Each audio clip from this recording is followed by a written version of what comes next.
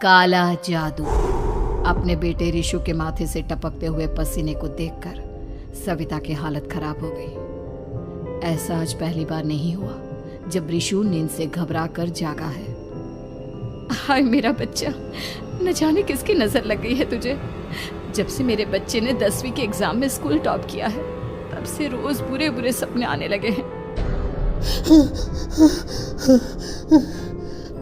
हाँ माँ, मैंने आज फिर से एक काले साए को देखा। वो यहीं मेरी आंखों के सामने खड़ा था। माँ मुझे बचा लो माँ। वो मुझसे कह रहा था कि मुझसे बदला लेगा। माँ कहीं ये प्रशांत।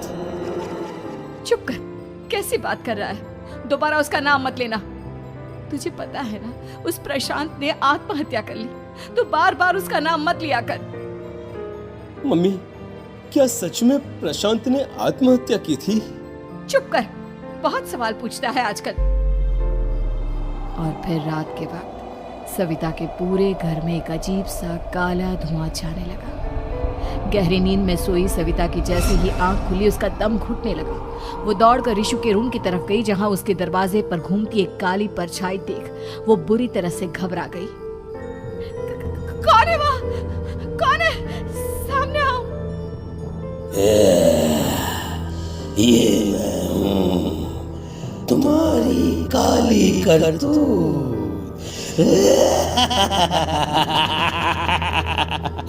और अब मैं तुम्हारे बेटे को ले जाने आया हूँ। नहीं, मेरे बच्चे को छोड़ दो प्लीज। मेरे रिशु को कुछ मत करना। वो परछाई रिशु के कमरे में घुस जाती है। सविता भी उसके पीछे पीछे दौड़कर जाती है और देखती है कि अब वो साया साफ नजर आ रहा था। वो सर से पैर तक खून में सना हुआ था और उसके शरीर के सारे अंग कटे फटे हैं। क्या चाहिए तुम्हें? तुम जो बोलोगे मैं करूंगी, लेकिन मेरे रिशु को छोड़ दो। उस परछाई ने रिशु को गर्दन से पकड़कर दीवार के सहारे हवा में उछाल दिया। रिशु जोर जोर से चिल्लाने लगा। माँ बचाओ मुझे, बचा लो माँ, ये मुझे मार डालेगा। माँ मुझे बचा लो माँ। नहीं ऐसा मत करो, मुझे मार दो लेकिन मेरे बच्चे को छोड़ दो। मैं तुम्हारे आगे हाथ जोड़ती हूँ। वो परछाई रिशु को जमीन पर गिरा देती है और अचानक वहां से गायब हो जाती है। रिशु, मेरा बच्चा, तू ठीक तो है ना? कुछ बोल बेटा, क्या हुआ है तुझे? मैं ठीक हूँ माँ। क्या हुआ था यहाँ पर? कुछ नहीं बेटा, कुछ नहीं। तू परेशान मत हो। हम कल ही गांव के बाहर जो तांत्रिक महाराज रहते हैं उनके पास चलेंगे। ठीक है माँ, हम जल्द ही उनके पास चलेंगे। मुझे बहुत डर लग रहा है माँ। ये बार बार मुझे डरावने सपने आना, ये सब हमारे साथ क्यों हो रहा है माँ? अगले दिन सविता अपने बेटे रिशु को लेकर गांव के बाहर तांत्रिक के पास जाती है। जिस जगह पर तांत्रिक रहा करता था वो जगह बहुत डरावनी थी। चारों तरफ कंकाल और भूतियां नजर आ रही थी। गांव से दूर वीराने में उस जगह पर जोर से आंधी चल रही थी। रिशु ने डर कर अपनी माँ का हाथ पकड़ लिया। माँ मुझे बहुत डर लग रहा है। ये कैसी जगह है? देख बेटा, हमारे साथ जो कुछ भी हो रहा है उसका इलाज सिर्फ और सिर्फ ये तांत्रिक महाराज ही बता सकते हैं। अब यही है जो हमें प्रॉब्लम से बाहर निकाल सकते हैं। जैसे ही सविता और रिशु तांत्रिक की झोपड़ी के अंदर पहुंचे, वहां का नजारा देखकर उनकी आंखें फटी की फटी रह गई। तांत्रिक की झोपड़ी के अंदर कई सारे लोग अपनी गर्दन घुमा घुमा कर जोर जोर से चीख रहे थे। कौन हो तुम और यहाँ क्यों आई हो? महाराज, मेरे बेटे को कुछ दिनों से एक डरावनी काली परछाई नजर आती है और कल रात उसने मेरे बेटे पर हमला भी कर दिया।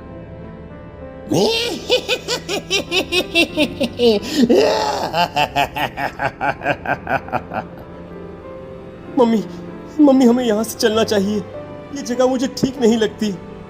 नहीं बेटा, ऐसा नहीं कहते। रुक जाओ, 2 मिनट के लिए रुक जाओ। क्या कहा? काली परछाई? तुम्हारे बेटे पर किसी काली परछाई ने हमला किया? हाँ महाराज, वो कह रही थी कि वो मेरे बेटे को कुछ कर देगी। कोई उपाय बताइए महाराज, मेरे बेटे के साथ कुछ गलत नहीं होना चाहिए। तुमने किसी दूसरे के साथ गलत किया है। तो तुम्हारे साथ भी गलत होकर ही रहेगा। तुमने किसी की जान ली है, किसी को मार डाला है तुमने। नहीं महाराज, मैंने ऐसा कुछ नहीं किया। मैंने किसी की जान नहीं ली। मुझे कोई उपाय बताइए। लगता है तुम इतनी आसानी से नहीं मानोगी। मैं तुम्हें अभी उस काली परछाई से मिलवा देता हूँ और वही सारा सच तुम्हारे सामने लेकर आएगा। सविता और ऋषु ने डर के मारे अपनी आंखें बंद कर ली। तभी अचानक तांत्रिक की झोपड़ी में अजीबोगरीब आवाजें गूंजने लगी। सविता और ऋषु बुरी तरह से कांप रहे थे। आंखें खोलो और अपने सामने देखो। क्या यही है वो जिससे तुम कल रात को मिली थी? बताओ मुझे। हाँ, इसने कल रात मेरे बेटे के ऊपर हमला किया था। ये उसी लड़के की भटकती हुई आत्मा है जिसे कुछ दिन पहले तुमने मार डाला था। मम्मी, ये महाराज क्या कह रहे हैं? क्या सच में आपने किसी की जान ली है, किसी को मार डाला है? अगर हाँ तो बताइए ना मम्मी, किसको मारा है आपने? किसको? तुम्हारी माँ इतनी आसानी से सच नहीं बताएगी बेटा। इसने एक बच्चे की जान ली है। कहीं उसका नाम प्रशांत तो नहीं महाराज? वो मेरा दोस्त है, मेरा पड़ोसी है। सही पहचाना। देखा सविता, तुम्हारा खुद का बेटा भी जानता है कि तुमने किसी के प्राणों की बलि चढ़ा दी और इसीलिए अब उसकी बुरी आत्मा तुम्हारे घर में भटकती है। मुझे माफ कर दीजिए महाराज, मुझसे बहुत बड़ी गलती हो गई। प्रशांत हमारे पड़ोसी का बेटा था। हर बार उसके नंबर मेरे बेटे से ज्यादा आते थे और इसलिए मैंने उसके कमरे के बाहर काला जादू किया था, पर मुझे नहीं पता था कि वो मर जाएगा। तुम्हारे उसी काले जादू वाली गुड़िया के अंदर एक बुरी आत्मा थी जिसने उस बच्चे के दिमाग पर बुरा असर कर दिया और उसी की वजह से उस लड़के ने अपनी बालकनी से कूदकर आत्महत्या कर ली। इसकी वजह सिर्फ और सिर्फ तुम हो, तुम। नहीं महाराज, जो कुछ भी हुआ मुझे नहीं पता था कि प्रशांत अपनी जान दे देगा। प्रशांत की आत्मा इस वक्त तुम्हारे सामने खड़ी है, हमसे बात करना चाहती है। बोलो क्या कहना चाहते हो? मैं जीना चाहता था, बड़ा होकर कुछ बनना चाहता था। आपके बेटे से मुझे कोई परेशानी नहीं थी। अरे वो तो मेरा अच्छा दोस्त था। मुझे माफ कर दो बेटा, मुझसे बहुत बड़ी गलती हो गई, मुझे माफ कर दो। माफ करने से मुझे वापस जिंदगी नहीं मिल जाएगी। मेरे माँ बाप आज भी मेरे लिए रोते हैं। आपने मेरे साथ बहुत गलत किया है, बहुत गलत। और तभी अचानक प्रशांत की आत्मा वहां से गायब हो जाती है। सविता जोर जोर से रोने लगती है। सुन लिया तुमने? ये तुम्हारे अपने ही किए हुए पाप हैं जो इस तरह से तुम्हारे सामने आ रहे हैं। माँ, ये आपने अच्छा नहीं किया। सिर्फ 10th बोर्ड के एग्जाम में मैं टॉप कर पाऊं, इसलिए आपने मेरे दोस्त के ऊपर काला जादू कर दिया। नहीं मम्मी, नहीं, अब हम कभी खुश नहीं रह पाएंगे, कभी नहीं। मेरे दोस्त की आत्मा को कभी शांति नहीं मिलेगी मम्मी, कभी नहीं।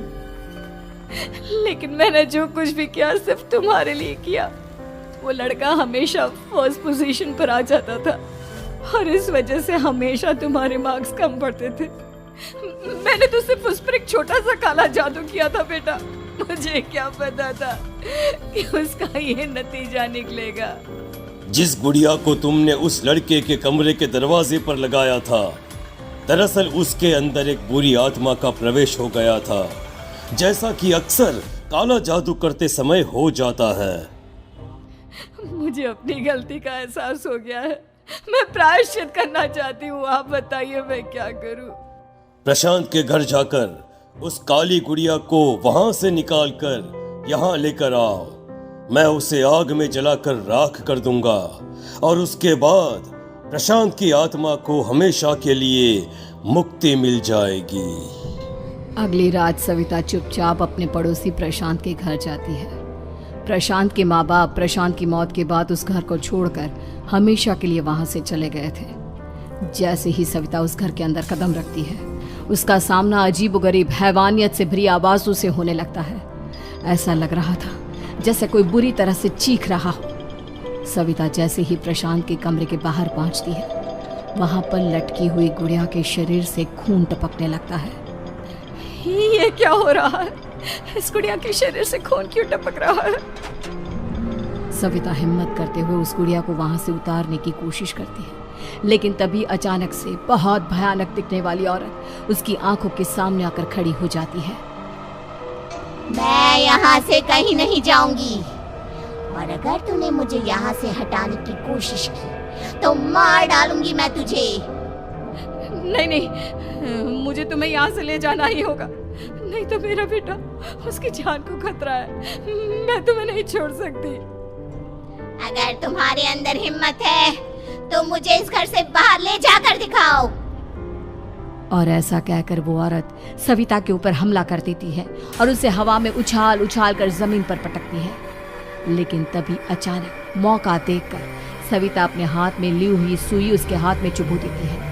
हाथ में सुई लगते ही वो औरत जमीन पर तड़पने लगती है। ये क्या किया तूने? ये क्या कर दिया? तुझे ऐसा नहीं करना चाहिए था। तांत्रिक ने मुझे कहा था कि तुझसे जीतने का सिर्फ यही एक तरीका है जिससे मैं अपने पापों का प्रायश्चित कर सकती हूँ और अपने बेटे की जान बचा सकती हूँ।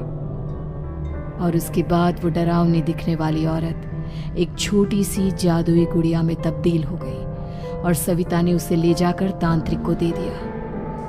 तांत्रिक ने जादुई गुड़िया को आग के हवाले कर दिया